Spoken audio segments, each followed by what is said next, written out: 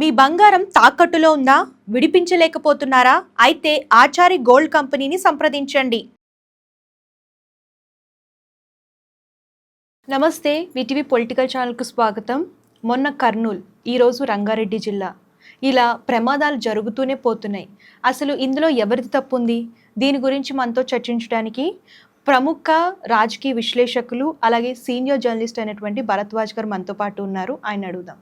నమస్తే సార్. నమస్తే సార్, మొన్న చూసుకున్నట్లయితే కర్నూలులో 19 మంది దారుణంగా చనిపోయారు. ఈరోజు రంగారెడ్డి జిల్లాలో 24 మంది. అందులో ఒక ఫోటో అయితే చాలా హృదయ విదారకంగా ఉంది సార్, 10 నెలల పాప. ఈ దుర్ఘటనలు ఎందుకు సార్ ఇట్లా జరుగుతున్నాయి? ఎవరిది ఇందులో మైనస్ ఉంది? అసలు ఎందుకని ఇట్లా జరుగుతున్నాయి? అంటే డ్రైవింగ్ అనేది సెన్సిబుల్గా ఉండాలి. సెన్సిబుల్గా అంటే మనం డ్రైవ్ చేస్తున్నప్పుడు ఇంకొకళ్ళకి ప్రమాదం కలగకుండా చూసుకోవటం అనేది మన బాధ్యత, ప్రతి డ్రైవర్ బాధ్యత కూడా. అంటే రోడ్డు మీదకి వచ్చాము మన ఇష్టము అనుకోవటానికి లేదు, అనుకోకూడదు కూడా. అలా అనుకోవడం నేరం కూడా, చాలామందికి తెలియదు. రోడ్డు మీదకి వచ్చాక వాళ్ళు ఇష్టం వచ్చినట్టు అలా డ్రైవ్ చేసుకుంటూ వెళ్ళిపోతారు వేగంగా. అది తప్పు.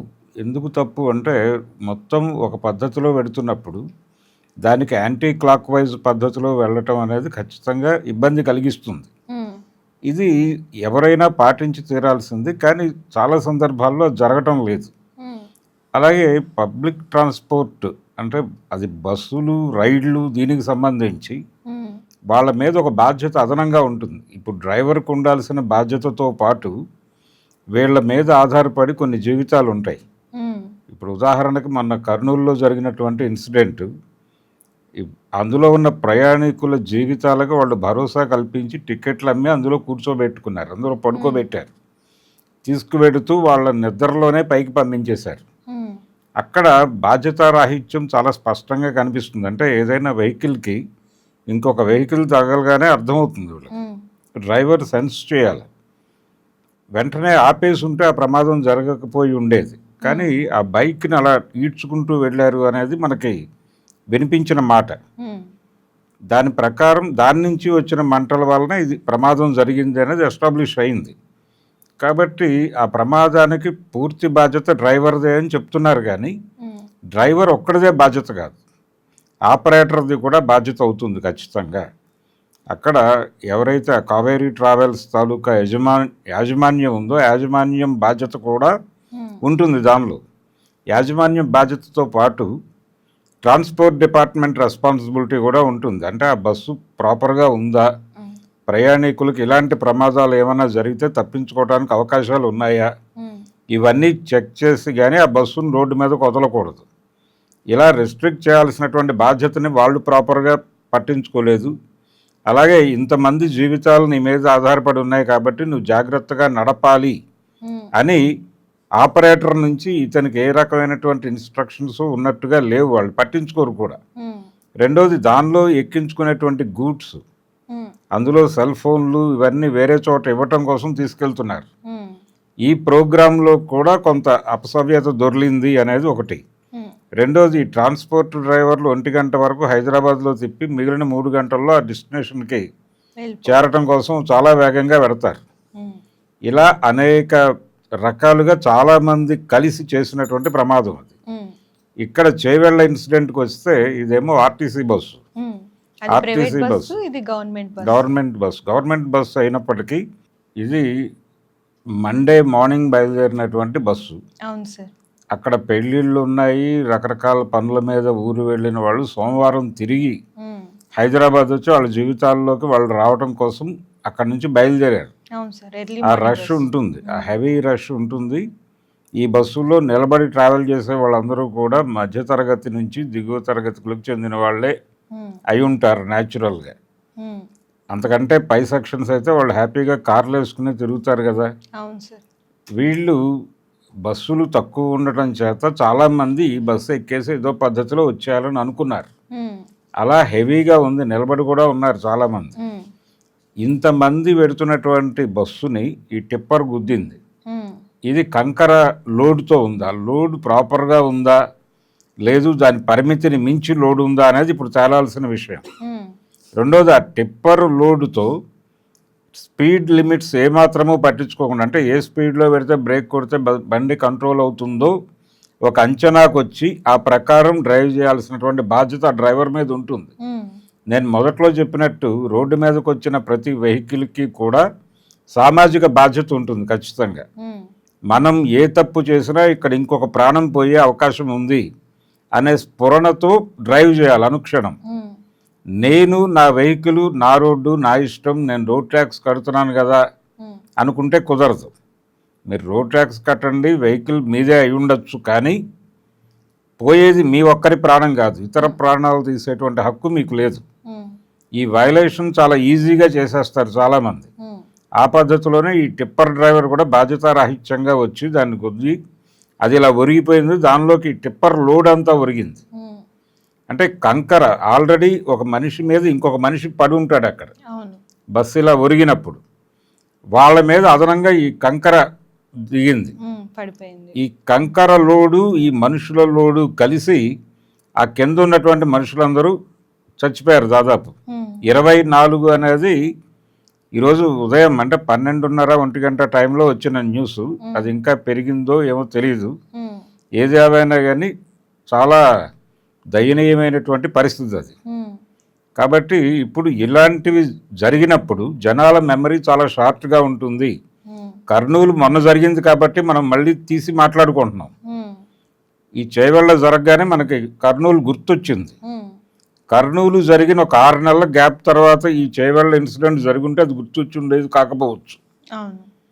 అందుకని జనం మెమరీ షార్ట్గా ఉంటుంది అనే ఉద్దేశంతో ఇది కూడా రేపు మర్చిపోతారులే 4 రోజుల తర్వాత అనుకుంటే ప్రమాదమే. అంటే ఈ ప్రమాదాలు ఇలా జరుగుతూనే పోతాయి. ఇప్పుడు చేయవలసిన పని ఏమిటి? కర్నూలు ఇన్సిడెంట్లో కావచ్చు, బస్సు యాక్సిడెంట్ అనేది కూడా ఒక రకమైన సామూహిక హత్యాకాండగానే భావించాల్సి ఉంటుంది. అది కూడా వీళ్ళందరూ కూడా ఆ మరణాలకి కారణం 24 మందిని చంపారు అక్కడ. 24 మందిని 20 మందిని చంపేయటం ఇది వ్యక్తిగతమైనటువంటి తప్పులతో, వ్యక్తుల తప్పుల వలన జరిగినటువంటి ప్రమాదాలు. ఇది ఏదో అలా జరిగిపోయిందిలే అనుకుని తప్పించుకోవడానికి అవకాశం లేదు. కాబట్టి ఖచ్చితంగా వాళ్ళ మీద ఇలా తప్పించుకునే అవకాశం లేకుండా వీళ్ళ మీద హత్యానేరం కింద కేసులు బుక్ చేయాల్సి ఉంటుంది ఇమ్మీడియట్గా. ఇది యాక్సిడెంట్ అనే పేరుతో పెడతారు కేసులు, అలా పెట్టకూడదు. 302 కిందే పెట్టాలి. అలా వీళ్ళని హత్యానేరం కింద జైల్లో పెట్టి బెయిల్ ఇవ్వకుండా, ఎప్పుడైతే విచారణ జరుగుతుందో విచారణ జరిగే వరకు బెయిల్ ఉండదు ఇలాంటి సెక్షన్స్కి సంబంధించి అని ఒక రూలింగ్ పాస్ చేయగలిగే పరిస్థితుల్లో ప్రభుత్వం ఉంటే కొంత కంట్రోల్ అయ్యే అవకాశం ఉంది. రోడ్ యాక్సిడెంట్లని హత్యలుగా పరిగణిస్తాం అని ప్రభుత్వం కనుక చెప్పగలిగితే చాలా వరకు రోడ్ల మీదకి వచ్చిన డ్రైవర్లు కొంత బాధ్యతతో ఉంటారు.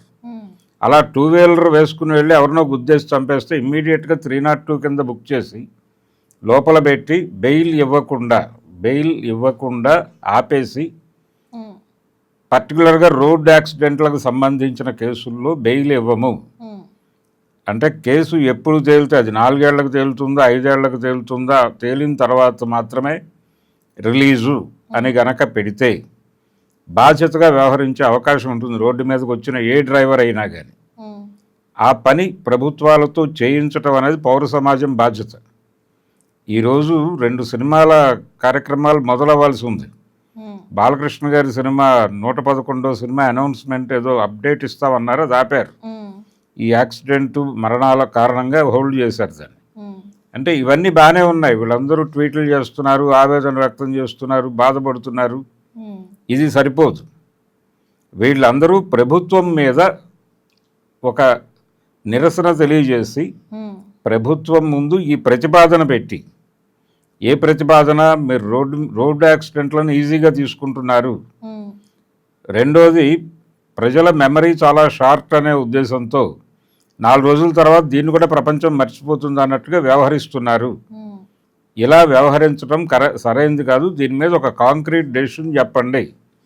రోడ్ యాక్సిడెంట్లో ఎవరైతే క్రైమ్ చేస్తారో దాన్ని హత్యానేరం కింద పరిగణనలో తీసుకుంటాము లాంటి ప్రకటనలు మీరు ఏమైనా చేయగలరా అని ప్రభుత్వాన్ని నిలదీయాల్సినటువంటి అవసరం పౌర సమాజానికి ఉంది. ఎవరెవరైతే దీని గురించి కన్నీరు కారుస్తున్నారో, బాధపడుతున్నారో, ఈ బాధపడుతున్న వారు, కన్నీరు కారుస్తున్న వాళ్ళు ఏదో ఈరోజు బాధపడిపోయి రేపు మళ్ళీ మర్చిపోయే మూడ్లో ఉంటే కుదరదు. రేపు పొద్దున వీళ్ళు రోడ్డు మీదకి వెళ్ళినా వీళ్ళకి మరణం తప్పదు. ఇది గుర్తుంచుకొని ప్రభుత్వం మీద ఈ ఒత్తిడి తీసుకురాగలిగితే ఇలాంటి ఇన్సిడెంట్లు జరగకుండా నివారించిన వాళ్ళం అవుతాం. లేకపోతే జీవితాలు ఇలా వెళ్ళిపోతూనే ఉంటాయి, పిట్టల్లా జనం రాలిపోతూనే ఉంటారు.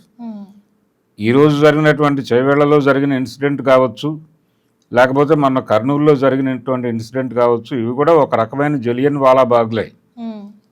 ఈ 2 ఇన్సిడెంట్ల్లో పాల్గొన్న వాళ్ళు డయ్యర్కి తక్కువేం కాదు. వీళ్ళు డయ్యర్ అనేవాడు ఆ రోజుల్లో జలియన్ వాలాబాగ్లో ఉన్నటువంటి జనాలందరూ బయటకు వెళ్ళే అవకాశం లేకుండా తలుపులేసి లోపల కాల్పులు జరిపాడు, వాడంత దుర్మార్గుడు లేడు అని కదా మాట్లాడుకుంటాం మనం. మొన్న కర్నూలు ఇన్సిడెంట్లో ఆ ప్రయాణికులు బయటకు వెళ్ళడానికి అవకాశం లేకుండా తలుపు బయట నుంచి బోల్ట్ పెట్టి ఉంది. ఆ బోల్ట్ తీసి వెళ్ళాలనే స్పృహ లేదు ఆ పారిపోయిన డ్రైవర్కి, క్లీనర్కి. 2 డ్రైవర్లు, ఒక క్లీనర్ పారిపోయారని చెప్పారు. వాళ్ళ ముగ్గురికి ఆ బాధ్యత లేదు. ఆ బోల్ట్ తీసి లోపల వాళ్ళని అలర్ట్ చేసి దిగాల్సిన బాధ్యత ఉంది వాళ్ళకి. అది లేకుండా ఇమ్మీడియట్గా మంటలు అందుకుంటున్నాయని చెప్పి బస్ ఆపి వాళ్ళ ముగ్గురు దిగి పారిపోయారు.